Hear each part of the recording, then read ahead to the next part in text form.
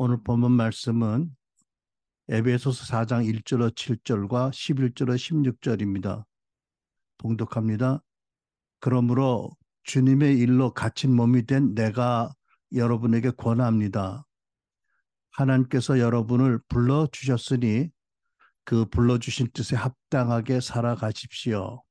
언제나 겸손함과 온유함을 지니십시오. 사랑의 띠로 서로 용납하면서 오래 참으십시오.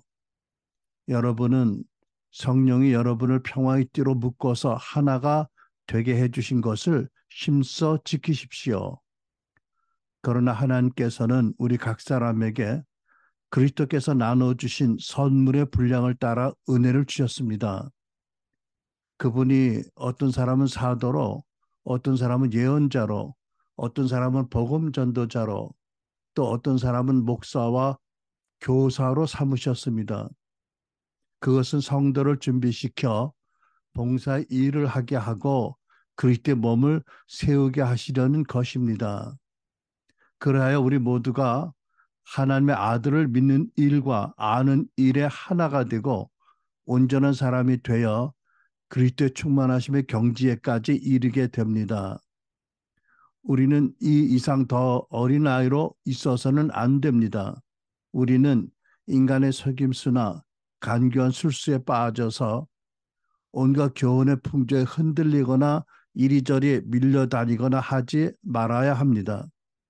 우리는 사랑 안에서 진리를 말하면서 모든 면에서 자라나서 머리이신 그리스도에게까지 이르러야 합니다. 그리스도가 머리이심으로 온 몸은 여러 부분이 결합되고 서로 연결되어서 각 부분이 그 맡은 분량대로 활동함을 따라 각 마디로 영양을 공급받고 그 몸을 자라게 하여 사랑 안에서 스스로를 세우게 합니다. 아멘. 아멘. 여러분, 전번 시간에 우리가 첫째, 오중사역의 목적이 무엇이며 오늘날 교회에도 오중사역이 필요한지에 대해서 살펴보았고, 두 번째, 성경에 나온 사도들의 유형을 살펴보고 오중사역의 사도에 대해서 알아보았습니다. 성경에 기록된 사도들 중에는 그 직무적인 성격이 다른 그룹들이 있다는 것을 알아보았고요. 특별히 사도이면서 선지자 기름 부음을 받고 신약 성경에 포함된 말씀을 전한 사도들이 있었고 그렇지 않은 사도들이 있었다. 그리고 그 중에는 교회의 사도들도 있었다라는 것을 성경을 통해 살펴보았습니다. 네 번째로 신약의 선지자들은 구약의 선지자들의 직무와 권위를 그대로 이어받지 않았다. 오히려 메시아를 증거하는 핵심적인 직무는 신약의 선지자들이 아닌 사도들이 이어받았다. 다섯 번째, 신약 선지자들의 활동은 구약 선지자들의 활동과 크게 다른 모습으로 나온다. 이런 것을 살펴보았지요. 그래서 저는 사도들과 신약 선지자들의 주 임무가 교회 오중사역의 리더로서 성도들을 온전하게 하는 것이라고 믿습니다. 오중사역의 사도와 선지자들은 목사, 교사, 복음 전도자들과 함께 성도들을 구비시켜서 가르치고 준비시켜서 그들로 하여금 하나님을 섬기게 하고 그러므로 그리스도의 몸이 자라나게 하고 그들과 리더들 모두가 다 예수 그리스도를 닮아서 계속 성장하게 하라는 부르심을 받은 사역자들입니다. 근데 여러분, 왜 우리가 이 주제에 대해서 이렇게 자세히 살펴보아야 할까요? 그 이유는 장차 사도와 선지자 또 교사와 목사, 복음 전도자, 오중 사역자로 세워질 다음 세대들 여러분들이 신약 성경에 기록된 부르심을 바로 알게 하기 위함입니다.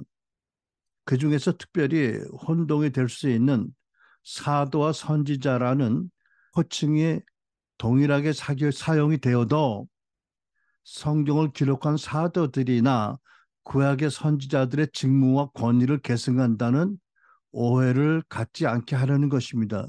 그래서 성경에 근거가 없는 어떤 사역이나 권위를 행사하지 않도록 하기 위해서 자세히 살펴본 것입니다.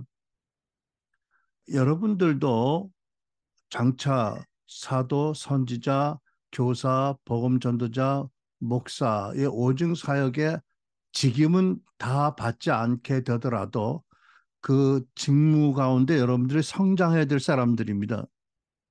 물론 하나님께서는 전능하신 분이셔서 당신이 원하시면 언제든지 누구든지 세워서 초자연적인 역사를 또 놀라운 권능을 행하게 하시는 분입니다. 우리는 언제든지 하나님께서 이런 역사를 많이 행하시기를 원합니다. 저도 또 여러분도 하나님께서 그렇게 써주시기를 기도하는 줄 압니다. 그러나 우리는 그런 예외적인 경우가 아닌 신약 성경이 알게 하는 근본적인 부르심이 무엇인지, 직무가 무엇인지, 또 권위가 무엇인지를 바로 알아야 할 것입니다. 그렇지 않다면 말세적인 교회 회복과 또 오중사역을 위해서 부르심 받은 사람들이 미래의 리더들이 비성경적인 이해를 가지고 바르지 못한 믿음을 가지면 하나님의 뜻에서 하나님의 부르심에서 멀어지기 쉽기 때문입니다. 본인이 바로 성장하지 못하고 교회 덕을 세우지 못하고 오히려 많은 문제와 혼란을 일으키게 될 가능성이 있기 때문이지요.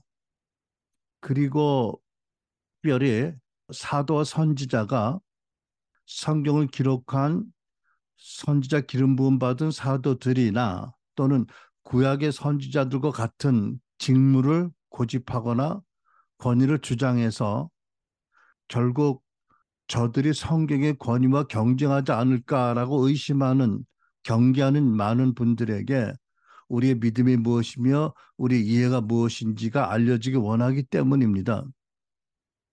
저는 하나님의 이 시대에 마지막 날에 재림하신 예수님을 맞을 말세 교회에 오중 사역을 세우신다고 믿습니다. 그래서 여러분들을 포함한 다음 세대 리더가 될 어린 신자들을 세우고 계시는데 혹시 잘못 알고 잘못 배우고 그래서 은사와 능력의 나타남으로 말미암아 자칫 교만해져서 교회 질서를 어긋나는 일을 하지 않기를 바랍니다. 히브리 13장 17절 말씀 너희는 너희를 인도하는 자 지도자들에게 순종하고 복종하라. 여러분 이 말씀 보면 정확하게 예외가 없습니다. 순종하고 복종하는 것이 하나님의 뜻입니다. 누구에게? 너희를 인도하는 영적 지도자들에게. 그들이 가정교회 리더일 수 있고 오중사역자일 수 있고 담임 목사일 수 있고 사도적인 리더십일 수도 있고 선지자적인 리더십일 수도 있습니다. 아무튼 하나님께서 세워주신 그 자리에서 여러분을 인도하는 자들에게 하나님은 순종하고 복종하라고 하십니다. 그렇지 않으면 너에게 유익이 없다. 너희가 아무리 애쓰고 수고하더라도 유익이 없게 된다. 이거 참 엄격한 말씀인데 우리가 여기서 어긋날 수 없는 하나님의 말씀이라고 믿습니다. 전 시간에도 제가 조금 나누었지만 우리와 한 교회를 이루었던 두 분의 팀장 리더들이 가지셨던 본인들의 선지자 직무에 대한 이해, 또 사도에 대한 이해와 기대가 제가 가졌던 이해와 기대와 많이 달랐기 때문에 결국은 한 몸을 계속 이룰 수가 없었던 것입니다. 특별히 그분들이 믿고 알고 있는 사도의 능력, 표적, 열매 등이 나한테 많이 보이지 않는다고 생각했기 때문에 아마 그분들이 히브리 13장 7절의 말씀에도 불구하고 저에게 순종하기 매우 어려워서 교회를 나가게 되었다라고 저는 생각을 합니다. 제가 기억하기로 예를 들면 사도들에게는 큰 재정이 들어온다라고 그분들이 배우는 줄 알고요. 기대하고 있는 줄 알고요. 사도들에게는 큰 권능이 많이 나타난다. 사역의 초제한적으로 커진다라는 등등 여러 곳에서 그분들이 배운 것을 믿었고 기대했던 줄 압니다. 그러나 제가 성경을 공부해 보면서 깨닫는 것은 뭐냐면 모든 사도들에게 이런 표적이나 열매가 다 나타나는 것은 아니다. 일부의 경우는 나타나지만 그렇지 않은 사도들도 많이 있었다. 성경을 보면 그렇기 때문에 저는 그분들이 배우고 저에 대해서 기도하고 기대하고 바랐던 것들이 든든한 성경에 근거가 있는 건 아니었다. 잘못 배우셨다라고 저는 믿습니다. 그리고 저는 이미 오래전부터 여러 선지자들, 사도들에게 우리 부부는 한국에서 계속 살지 않고 미국과 한국을 오가지만 한국을 위한 사도의 부르심이 있다고 들었고 믿었습니다. 그리고 그렇게 살아왔잖아요. 지금도 제가 캐나다에 살면서 한국교회 여러분을 섬기고 있습니다. 그럼에도 불구하고 하나님께서 부족이 많은 저희들을 그동안 여러 가지 사역을 통해서 하나님 섬기게 하셨습니다. 제가 덕홀도 지난번에 이 말씀드렸고 엘리아우스 말씀드렸는데 때로 제가 코로나 이전이지만 주로 집회에 가면 때로 놀라운 권능과 치유 역사들도 나타나게 하셨습니다. 하나님이 일하신 것이지요. 또 제가 인도한 집회의 특징 중에 하나는 설교를 마치고 회중들을 위해서 안수하거나 회중들이 기도하는 시간에 그들이 각각 예수님을 만나는 일들이 적지 않았다는 그런 간증도 많이 들었습니다. 그리고 하나님께서 저에게 오늘 한국교회에서 듣지 못하는 성화의 복음과 하나님 나라 복음을 전하는 일에 특별한 마음도 계시를 주셨다고 저는 믿습니다. 저는 물론 저의 부족이 있고 또 여러 가지 미비한 점이 있지만 하나님께서 저를 사도적인 리더로 부르셔서 은혜로 말미암아 이런 일을 하게 하셨고 이것이 저에게는 아주 감사하면서도 제가 사도의 부르심이 있다는 표적, 열매들의 일부라고 믿습니다. 그런데 제가 알기로는 그분들이 가지고 있는 기대에 못 미쳐서 서로가 어려웠다라고 생각을 합니다. 물론 여러분 우리가 건물이 없는 인터넷 가정교회가 되어서 수적인 성장을 이루지 못했지요. 또 탑리더인 제가 한국에 늘 있는 것도 아니고 또 여러 가지 제한이 있어서 성장이 크게 이루어지지 못했습니다. 우리 교회가 재정 때문에 요즘 근래 어려움을 겪지만 그동안에 재정 때문에 어려움을 겪은 적이 한 번도 없었고 그럼에도 불구하고 큰 재정이 들어온 일도 없었습니다. 저는 저 개인이나 우리 가정의 약함을 남들이 보지 못하게 가리우는 노력은 거의 하지 않았습니다. 나름대로 저는 겸손하고 온유한 자가 되려고 노력했고 하나님이 주시는 은혜만 의지하고 살았습니다. 그리고 저는 이것이 예수님의 산상보훈과 사도 바울의 본을 따르는 것이라고 믿었습니다.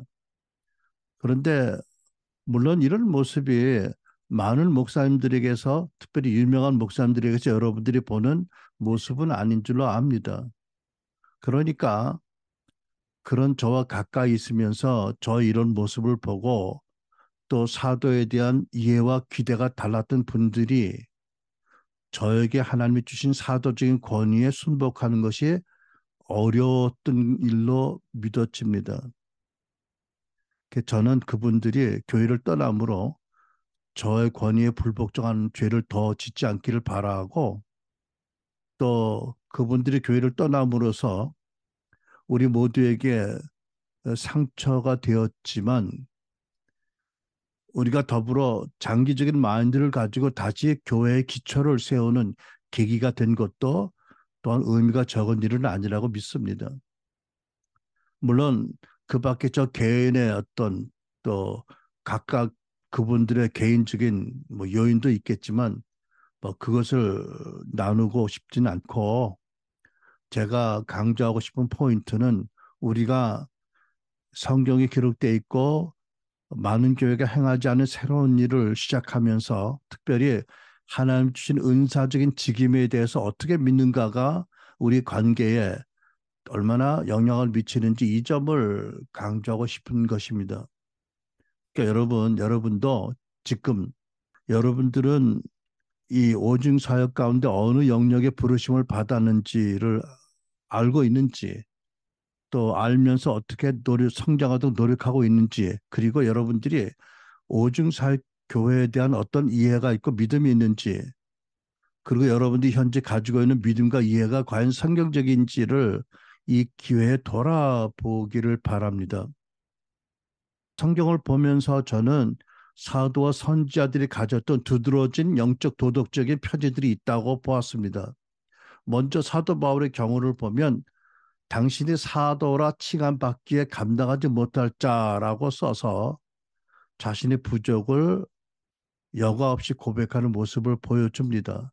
고린도전서 15장 9절 나는 사도 중에 가장 적은 자라. 나는 하나님의 교회를 박해하였으므로 사도라 칭함받기를 감당하지 못할 자니라고 하셨습니다.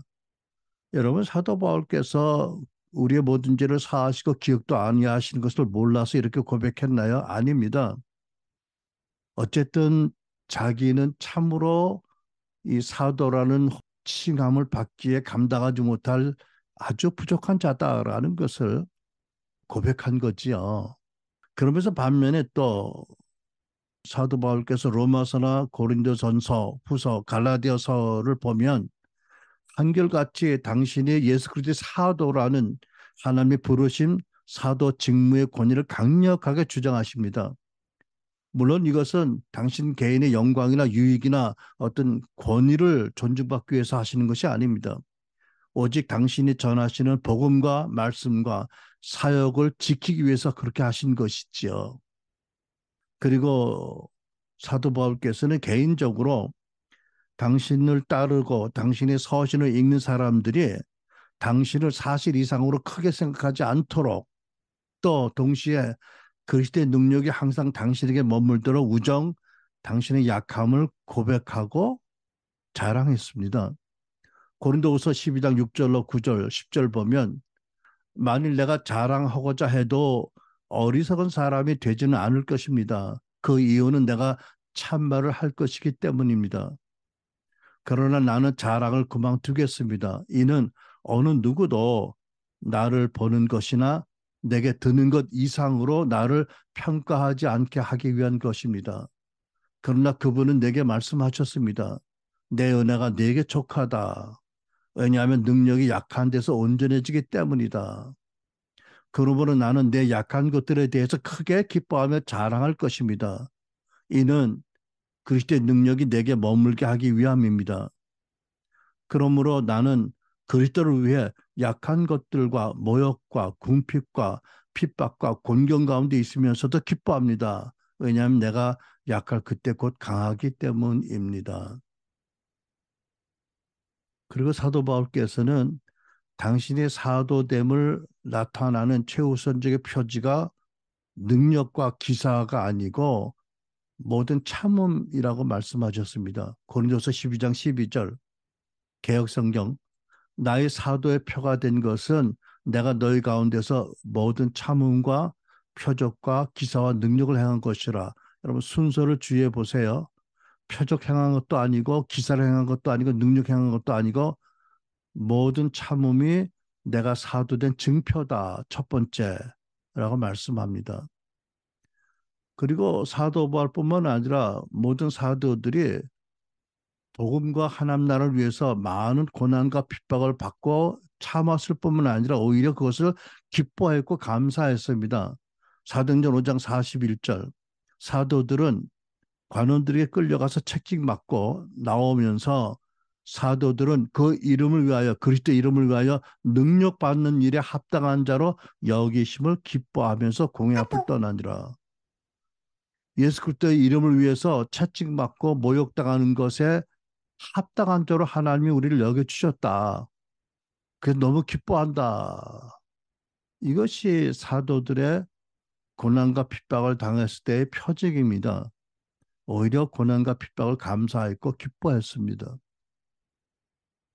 그러므로 여러분, 앞으로 여러분들이 어떤 직무에서 어떤 위치까지 올라갈지 모르지만 여러분 모두가 다 하나님의 부르심을 이루시기 바라는데 여러분들과 오늘날의 사도들과 선지자들은 복음과 하나님 나라를 위해서 고난과 핍박받는 것을 두려워하지 말고 당연히 여기고 모든 참음의 표지를 가지고 오히려 고난당하는 것을 기뻐 그 이름을 위해서 고난당한 것을 기뻐하고 감사할 수 있길 바랍니다.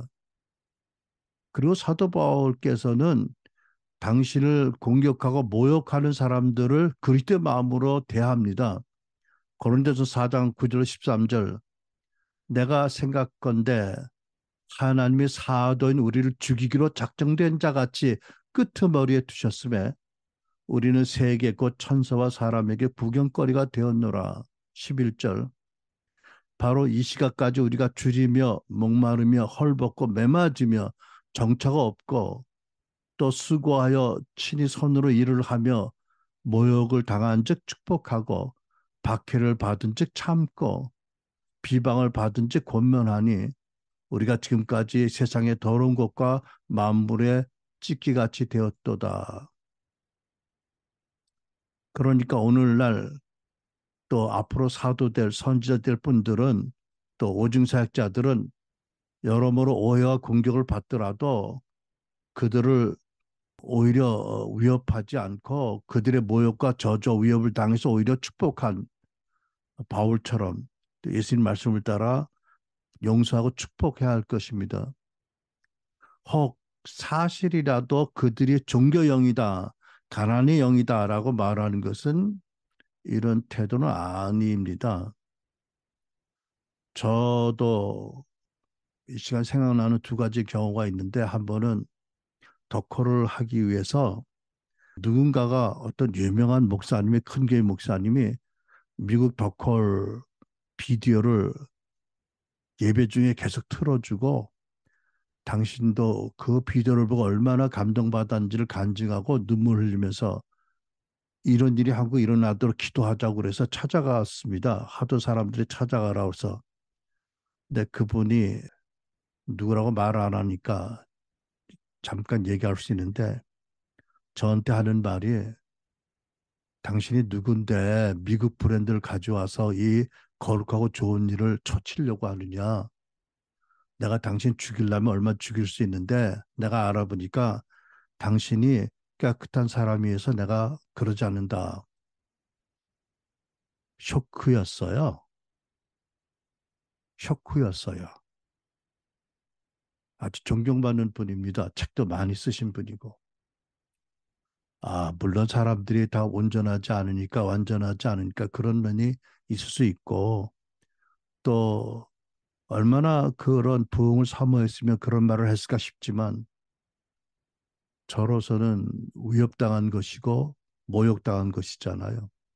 또 어떤 분은 저에게 밥을 사면서 면전에서 내가 알아보니까 당신이 우리 형님 나이셔서 내가 잘 얘기하고 싶은데 목사님 아무나 지팡이 든다고 모세가 지팡이 질 때 홍해가 갈라진 것처럼 갈라지지 않습니다라고 엄청 은근히 모욕을 주더라고요. 제가 또 어떤 목사님에게 미국에 왔을 때 내가 점심을 산다고 그랬더니 그분이 하는 말이 에이 내가 벼룩이 간을 내먹지 어떻게 목사님 점심을 먹어 그러더라고.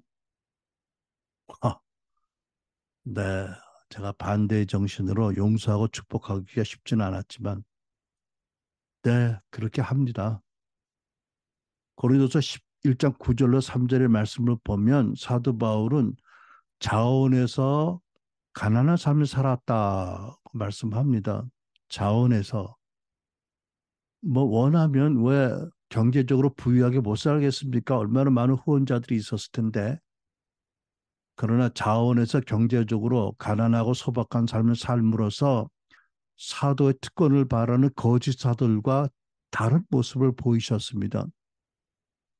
그래서 우리가 앞으로 사회 변혁을 위해서 부의 이동을 봐야 되지만 동시에 성공신학, 번영신학의 미혹을 고려해서 따르는 사람들이 물질주의나 기복주의, 성공주의에 끌리지 않도록 더 기도하고 더 잘 전해야 될 줄로 믿습니다.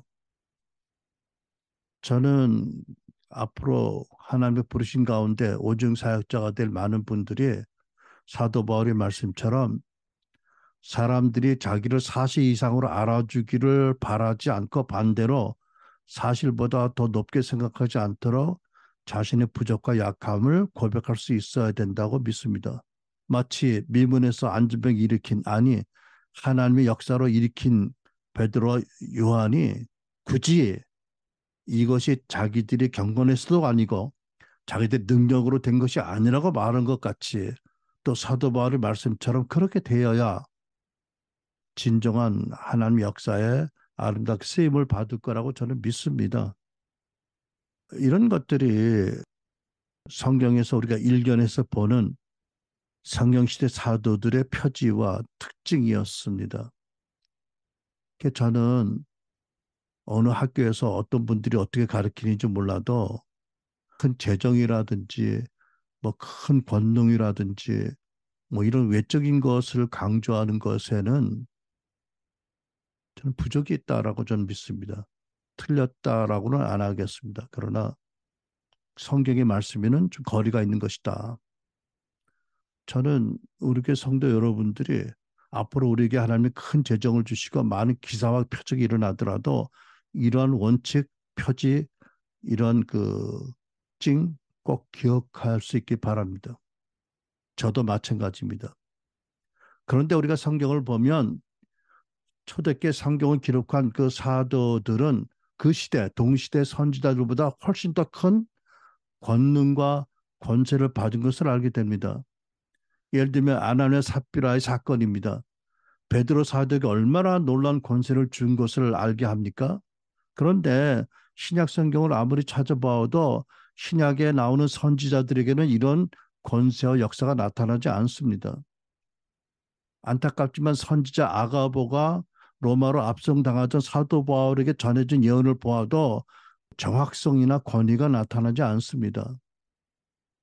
그러니까 우리가 뭘 알아야 되냐면 구약시대 선지자와 신약시대 선지자가 다를 뿐 아니라 같은 신약시대 사도들과 선지자들에게도 다른 차이가 있다. 하나님이 주신, 허락하신 이런 것들을 우리가 바르게 이해할 필요가 있다고 믿습니다. 그래서 저는 여러분 우리가 신약 성경의 사도와 선지자 또는 오증사에게 관련된 또 예언사에게 관련된 모든 성구를 모아서 성구 하나하나를 성경 전체 맥락을 따라 해석을 하고 정리를 해서 그래서 결론을 지어서 사도와 선지자에 대한 바른 이해를 가져야 된다라고 생각합니다. 그리고 지금 제가 하는 일도 그런 맥락의 하나입니다. 근데 우리가 이때 가장 명심할 중요한 것은 뭐냐면 신약 성경이 완성됨으로 더 이상 성경적인 계시가 필요 없게 되었다는 사실입니다. 그러므로 여러분 구약 시대의 선지자적인 직임이 오늘날에 계속될 필요가 없어요. 또한 아울러서 성경을 기록한 초대교회 사도들의 그 직무와 권위도 오늘날에 성경이 완성된 다음에는 계속 존재할 이유가 없습니다. 그렇다면 다시 결론으로 돌아가서 오늘날에는 무엇보다도 사도와 선자를 포함한 그 사역자들의 일차적인 직무가 에베소 4장에 나오는 오중 사역에 충실하도록 부름받았다. 그것이 가장 중요한 직무라고 믿습니다. 이것이 여러분 우리가 절대 잊지 말아야 될 역사적인 성경적인 사실입니다. 성도들을 구비시키고 준비시켜서 그들로 하여금 하나님의 일을 하게 하고 그래서 그리스도 몸을 자라게 하고 뿐만 아니라 모두가 다 지도자나 따르는 자들이나 모두가 다 계속 그리스도의 장성한 분량에 이르도록 성장하는 것이다. 변화되는 것이다. 그래서 이리저리 세상의 교훈에 흔들리지 않고 풍제 흔들리지 않고 그리스도를 더 닮아가게 하는 것이다. 이것이 신약 시대의 선지자들과 사도들을 비롯한 오중 사역자들의 가장 일차적인 직무 부르심입니다. 또 이것을 우리가 이해한 다음에 우리가 알 것은 뭐냐면 한 오중 사역팀에 속한 사역자들 안에도 분명한 성경적인 질서가 있다는 것입니다. 고린도전서 12장 26절 30절 보면 이런 말씀이 기록되어 있습니다. 하나님의 교회 중에 몇을 세우셨으니 첫째는 사도요, 둘째는 선지자요, 셋째는 교사요, 그 다음은 능력을 행하는 자요, 그 다음은 병 고치는 은사와 서로 돕는 것과 다스리는 것과 각종 방언을 말하는 것이라. 다 사도이겠느냐? 다 선지자이겠느냐? 다 교사이겠느냐? 다 능력을 행하는 자이겠느냐? 다 병 고치는 은사를 가진 자이겠느냐? 다 방언을 말하는 자이겠느냐? 다 통역하는 자이겠느냐? 여러분 여기서 보면 방언을 못하는 크리스찬들이 있을 수 있는 성경적 근거가 여기 있네요. 그죠? 30절. 다 방언을 말하겠느냐? 복음주교의 유명한 목사님 중에서도 방언을 못하는 분들이 자기가 못한다고 고백하는 분들이 있다고 들었습니다만은 그것도 성경적인 고백입니다. 그렇죠? 아무튼 여러분 하나님이 그 은사와 직임을 합해서 사도 바울을 통해서 예시적으로 이렇게 기록한 것입니다. 이것은 예시적이면서 동시에 그 안에는 그 영적 질서와 책임의 권한의 우선순위를 강조하는 말씀인지도 압니다. 그러니까 이것은 질서입니다.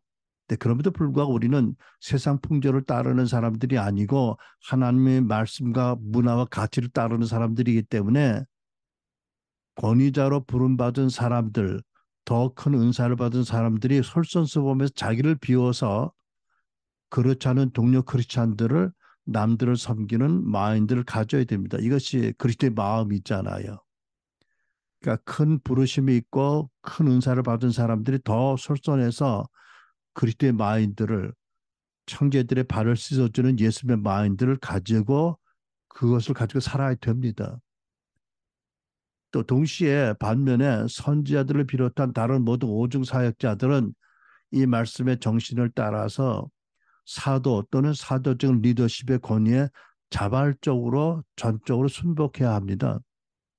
또 동시에 사도적 리더는 겸손과 온유함에 본을 보이면서 팀을 이끌어서 모두가 다 한 마음으로 시편 130편 말씀처럼 주님의 사랑과 질서 안에서 서로 사랑하고 존중하고 연합하게 해야 됩니다.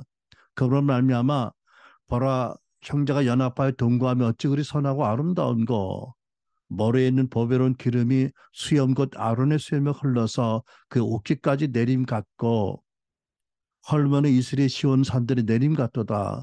거기서 그 교회에서 여호와께서 복을 명령하셨을 꼭 영생이로다. 말씀이 이루어지게 되고 하나님 큰 영광을 받으시고 나타내실 것입니다.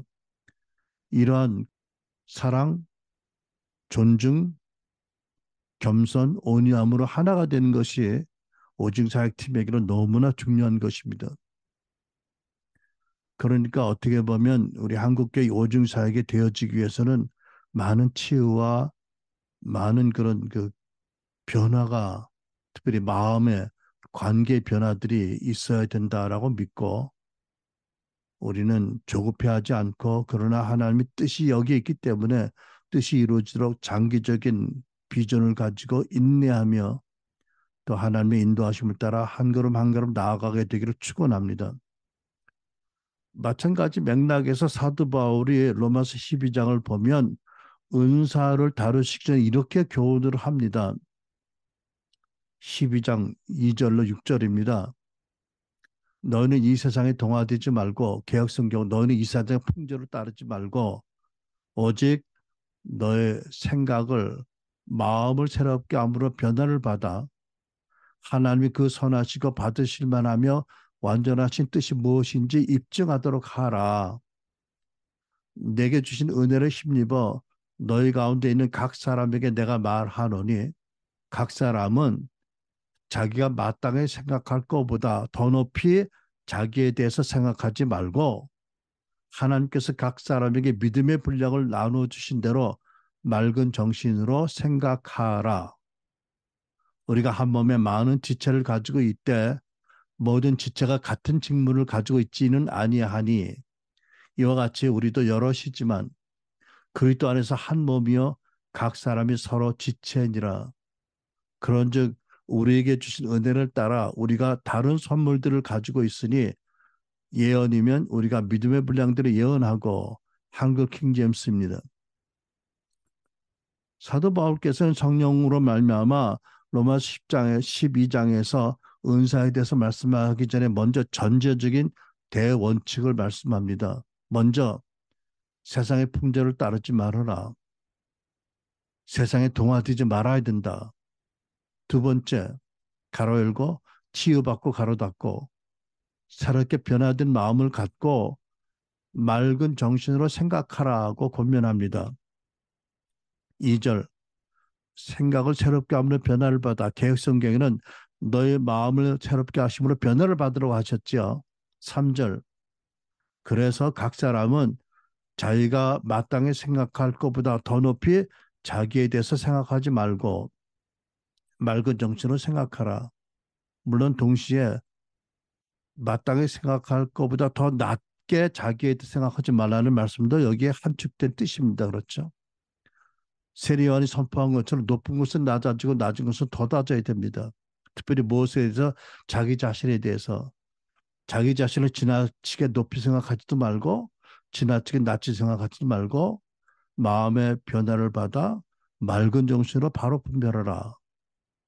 그럴 때 무엇을 기준으로 자기 자신을 마땅히 생각하라고요? 3절 하반절을 보니까 하나님께서 각 사람에게 나눠주신 믿음의 분량대로 자기 자신을 바르게 판단하라고 말씀합니다. 분별하라고 말씀합니다.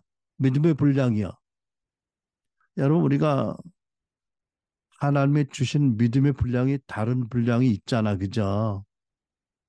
그것 때문에 우리가 불평할 것이 아니고 다 감사해야 되는데 하나님이 어떤 경륜으로 나에게 어떤 믿음의 분량을 주셨는지를 잘 살피고 내가 이 교회 지체 가운데 어느 위치에 있는지를 바르게 자신을 분별하라고 말씀하는 것입니다. 두 번째로는 성령께서 당신의 뜻대로 각 사람에게 주신 은사를 보고 자기 자신을 마땅히 생각해서 내가 뭐만에 어떤 위치에 있는지를 알아야 된다고 가르치십니다. 6절. 그런즉 우리에게 주신 은혜를 따라 우리가 다른 선물들을 가지고 있으니 대언이면 우리가 믿음의 분량대로 대언하고 이런 말씀이잖아요. 하나님이 직임 은사와 또 신령 은사를 선물로 주셨어요. 직임 은사라고 말하면 누구는 사도로, 누구는 선지자로, 누구는 목사로, 누구는 교사로, 누구는 복음 전도자로 부르셨고, 누구는 능력 행하는 은사를 주셨고, 누구에는 방언하는 은사를 주셨고, 방언 통변 은사를 주셨고, 다양한 직임과 은사를 주셨다. 성령께서 당신의 뜻에 따라 다른 직임과 다른 은사를 주셨으므로 우리는 감사한 마음으로 나에게 주신 직임과 은사를 따라서 자신을 바르게 분별하고 바른 정신으로 살펴서 알고 바른 정신으로 그 바탕에서 섬겨라 이런 말씀입니다. 네, 여러분 제가 치유를 강조하는 이유가 있습니다. 우리가 엘라이자 하우스를 하기 때문이 아니고 제가 특별히 은사자들에 관해서 치유를 강조하는 이유는 많은 경우에 사도와 선지자들뿐만 아니라 하나님의 부르심이는 뭐 예언자, 예배자를 포함해서 중보자를 포함해서 또 복음 전도자와 모든 소명자들이 마귀에게 어려서부터 공격의 주 타겟이 됩니다. 그래서 특별한 보호함과 돌봄과 기도의 우선이 없을 경우에는 남달리 많은 상처를 어려서부터 받게 됩니다. 물론 이것은 사단이 하는 일이고 우리는 주님의 은혜로 이들이 치유받고 깨끗한 마음과 깨끗한 영을 갖도록 치유하고 섬겨줘야 할 것입니다. 또 하나님께서는 이것을 통해서 그들이 상처받고 손해만 받는 것이 아니라 더 하나님의 절박한 필요를 알고 온전히 하나님께 의지하도록 또 사역자로 살아가면서 자기 자신을 의지하지 않고 하나님을 전적으로 의지하도록 경륜 가운데 허락하시는 일들이 있죠. 아무튼 여러분 또 예를 들면 대언의 영, 예언 같은 경우를 보면 우리는 경험으로 알잖아요. 많은 예언의 은사자들 가계를 보면 조상들 가운데 오컬트라든지 이교를 섬겼던 일들이 있었다. 왜? 하나님 그 가게해 주신 은사가 예수를 믿고 보혈로 받지 못해서 잘못 쓰여졌다. 하나님이 그분들이 그 받은 그 은사들을 깨끗하게 하고 바르게 하나님의 종으로 세워지게 하도록 하나님 치유하고 깨끗이 되기를 원하신다. 치유받지 못하면 내가 제일 싫어하는 말이기도 하지만 양심 역사를 한다는 말이 있는데 그것이 싫긴 하지만 또 부인하지 못해 현실이기도 합니다.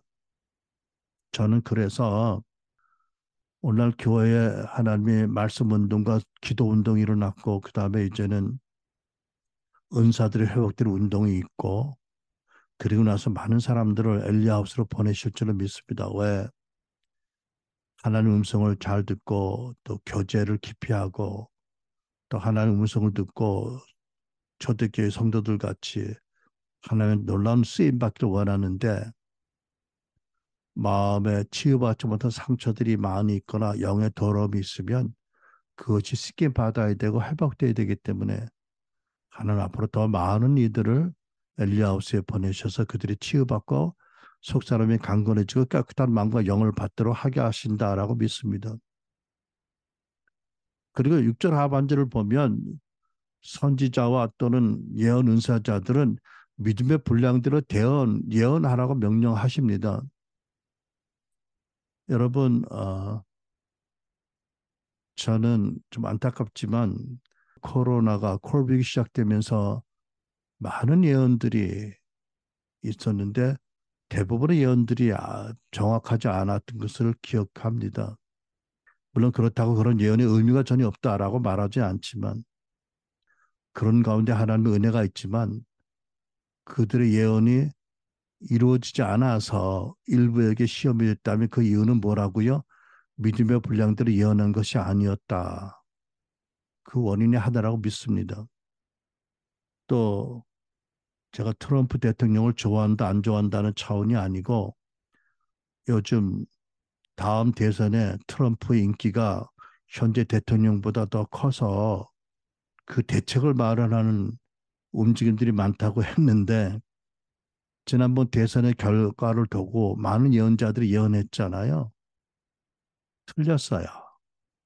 많은 크리스찬 예언자들이 트럼프가 대선 당선이 된다고 예언했지만 틀렸어요. 왜 그랬을까요? 어, 자기가 바라는 대로 하나님 말씀을 들었다고 잘못 알았든지 또는 믿음의 분량대로 예언하라는 말씀에 명심하지 않아서 그렇지 않을까 싶습니다. 여러분, 우리가 예언을 정의할 때 성령이 주신 감동을 말로 전한 것이라고 하면 틀릴 수 있어요. 그런데 혹시라도 나 여호와가 말하노라고 한다든지 주께서 이렇게 말씀하신다라고 하고 틀렸다면 구약 같으면 돌에 맞아 죽어요. 신약 시대는 세팅이 달라서 그런 일이 없지만 그럼에도 불구하고 우리는 많이 신중해야 되겠다라는 생각은 반드시 해야 된다고 믿습니다. 그러므로 여러분 우리가 하나님께 나에게 어떤 믿음의 분량을 주셨고 성령께서 어떤 은사와 직임을 주셨는지를 통해서 하나님이 이 교회 안에서 몸 안에서 나를 어느 지체의 위치에 두셨는지를 알고 또 내가 어떤 오중사에게 영역 가운데 부르심을 받았는지를 알고 그 안에서 성장하도록 계속 배우고 또 실수할 때 겸손하게 회개하고 더욱 주님을 의지하고 사역적으로 발전해 나가고 부르심을 이루어 나가실 줄 믿습니다. 그렇게 겸손하고 온유하고 정직하게 하지 아니하면 덕스럽지 않은 일들이 많이 생기고 교회 문제가 많이 일어납니다. 또 한 가지 사도와 선지자 표지라고 말할 수 있겠는데 성경은 선지자 물론 사도들이 많은 오해를 받고 거절당하고 많은 핍박과 고난을 받을 때 오래 참음의 본이 되라고 말씀합니다. 아까도 잠시 이 부분에 말씀을 했지만 특별히 야고보 5장 10절을 보니까 형제 자매 여러분, 여러분은 주의 이름으로 말한 예언자들을 고난과 인내의 본보기로 삼으십시오. 야고보 5장 10절에 예언자들, 선지자들이 구약 선지자인지 신약 선지자인지 모르지만 아무튼 이 부분에 대해서는 신구약의 선지자들이 동일한 입장이라고 믿습니다. 많은 고난을 당합니다. 특별히 하나님께서 선지자적인 부르심이 있는 사람들을 훈련시켜 세우실 때에 많은 고통과 고난과 실패와 실수와 오해를 받는 일을 겪게 하십니다. 의도적으로. 훈련 차원에서. 그래서 어떻게 한다고요? 모든 사역자가 다 그렇지만 특히 사도와 선지자, 연사역자들은 하나님이 주시는 은혜가 아니면 나는 아무것도 할 수 없다라고 명심하도록 하나님 그렇게 훈련하세요. 여러분 사도 바울도 계속 그렇게 고백하잖아요. 하나님 은혜가 아니면 나 아무것도 할 수 없는 자라고 고백했습니다. 선제도 마찬가지입니다. 그렇기 때문에 훈련 과정에도 물론이지만 어느 정도 세워진 다음에도 심지어 남들 교회 안에서도 오해를 당할 수 있고 거절받는 경우가 많을 수 있고 의심을 받는 경우가 있을 수 있고 또 여러 가지 이유로 고난 당할 때가 있을 텐데 그럴 때 불평하지 말고 의심하지 말고 오래 참으라 본이 되라고 말씀하세요. 그리고 그 모든 일을 통해서 마치 예수 그리스도의 이름을 위하여 채찍 많은 일을 그 부르심에 합당한 자로 받은 증거라고 믿고 감사한 그런 사도들처럼 모든 일을 통해서 하나님께 감사하고 영광을 올려드려야 됩니다. 이런 태도를 유지하지 못하고 하나님의 말씀에서 어긋나면 마태복음 7장 21절 23절 말씀이 기다리게 됩니다. 그날에 많은 사람이 나더러 이르되 주여 주여 우리가 주의 이름으로 선지자 노릇하며 주의 이름으로 귀신을 쫓아내며 주의 이름으로 많은 권능을 행하지 아니하나이까 하리니 그때에 내가 그들에게 밝히 말하되 내가 너희를 도무지 알지 못하니 불법을 행하는 자들은 내게서 떠나가라 하리라. 불법 산상보온을 비롯한 주의 말씀을 어긴 자들 능력이 나타났을지라도 표적이 나타났을지라도 나는 너를 모른다고 하십니다. 왜 그런데 표적과 능력이 나타나요? 그 사람을 승인해서가 아니라 그 사람의 사역을 통해서 도움과 은혜 받을 회중들, 대중들을 위해서 하나님이 쓰신 것이지 그 사람이 선지자 노릇을 제대로 했거나 주의 이름으로 많은 귀신을 쫓아내고 주의 이름으로 많은 권능을 행했던 것이 바로 그들이 하나님과의 올바른 관계에 있다라는 인정의 표시는 아니다 라고 말씀하는 줄 압니다. 여러분 명심해야 됩니다. 특히 능력이 나타나면 사단이 우리에게 교만을 부추기게 되고 또 미숙한 사람들이 우리를 따르면서 우리를 하나의 자기들 우상을 삼기 쉽기 때문에 정말 정신을 차려야 됩니다. 능력이 나타날 때부터. 그래서 우리가 성경을 보면 구약의 선지자들과 그리고 신약시대 사도들이 하나님의 심한 다루심을 받았습니다. 심하다고 할 만큼. 사도 바울의 고백이 있잖아요. 고린도서 4장 9절로 16절. 그러나 우리 사도들은 세계와 천사들과 사람들에게 구경거리가 되었습니다. 내가 생각하기에는 하나님께서 사도들인 우리를 마치 사형수처럼 세상에서 가장 보잘것없는 사람들로 내놓으신 것 같습니다. 우리는 그리스도 때문에 어리석은 사람이 되었지만 여러분은 그리스도 안에서 지혜 있는 사람이 되었습니다. 우리는 약하나 여러분은 강합니다. 우리는 천대를 받고 있으나 여러분은 영광을 누리고 있습니다. 우리는 오늘 바로 이 시각까지도 줄이고 목마르고 헐벗고 얻어맞고 정처없이 떠돌아다닙니다. 우리는 우리의 손으로 일을 하면서 고된 노동을 합니다. 우리는 욕을 먹으면 도리어 축복하여 주고 박해를 받으면 참고 비방을 받으면 좋은 말로 응답합니다. 우리는 이 세상의 쓰레기처럼 되고 이제까지 만민의 찌꺼기 같이 되었습니다. 내가 이런 말을 쓰는 것은 여러분을 부끄럽게 하려는 것이 아니라 나의 사랑하는 자녀들과 같이 훈계하려는 것입니다. 그리스도 안에서 여러분에게는 만 명의 스승이 있을지 몰라도 아버지는 여럿이 있을 수 없습니다. 나는 그리스도 예수 안에서 복음으로 여러분을 낳았습니다. 그러므로 내가 여러분에게 권합니다. 여러분은 나를 본받는 사람이 되십시오. 여러분과 저도 이 말씀 안에서 사도 바울을 본받게 되기 바랍니다. 물론 여러분 우리 육신은 그리스도 안에서 지혜 있는 사람이 되기 원합니다. 강한 사람이 되기 원합니다. 영광 받기를 원합니다. 그러나 우리가 하나님의 부르심에 충성해서 사도 바울의 그 궤적을 따라간다면 그보다는 우리는 고난을 받고 어리석은 사람 같이, 보잘것없는 사람 같이, 내놓은 사람 같이 보일 수도 있습니다. 영광이 아니라 천대를 받고 모욕을 당할 수 있고 매를 맞고 헐벗고 가난할 수 있습니다. 그럼에도 불구하고 우리는 우리에게 욕하는 자들을 축복하고 박해받으면 참고 비방을 받더라도 좋은 말로 응대합니다. 왜? 그러므로 예수 그리스도의 복음이 그 나라가 그 이름이 높아진다면. 여러분, 다시 사도 바울의 기록한 말씀으로 들어가면 에베소 4장에 성령으로 말미암아 사도 바울께서는 오증사역의 계시를 푸시기 전에 오증사역자들이 항상 명심할 중요한 교훈을 또 강조했습니다. 그것은 한마디로 뭐이지요? 모두가 다 겸손과 온유함과 용서와 사랑으로 교회 하나됨을 지키라는 것입니다. 에베소 4장 1절 중반절의 3절입니다. 하나님께서 여러분을 불러주셨으니 그 불러주신 뜻에 합당하게 살아가십시오. 언제나 겸손함과 온유함을 지니십시오.